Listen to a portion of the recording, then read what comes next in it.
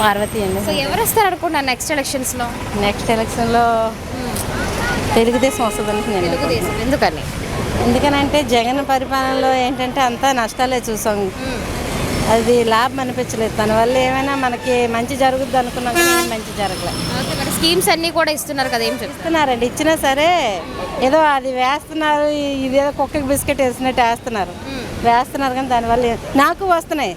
నలుగురితో పాటు తీసుకోవాలని చెప్పేసి తీసుకుంటున్నాను తప్పితే అది వేస్తున్నారని వాళ్ళకే ఓటేసి గెలిపించాలని ఏం లేదు.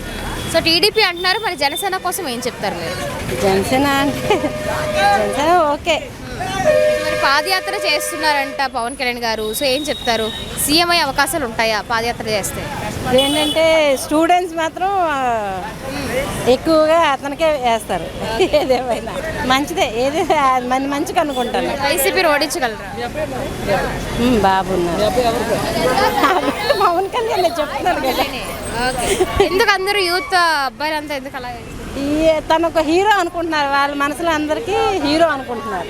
దాని వల్ల ఆయనకే వదదు. హీరో వరకు ఓకే, సో రాజకీయాల్లోకి సరిపోతారంట. ఏమైనా తన మాటలకి ఏదైనా సరే మీటింగ్లు పవన్ కళ్యాణ్ అంటే కొంచెం మనసులో అందరికీ ఉంది. నాకు చెప్పడం రాలేదు.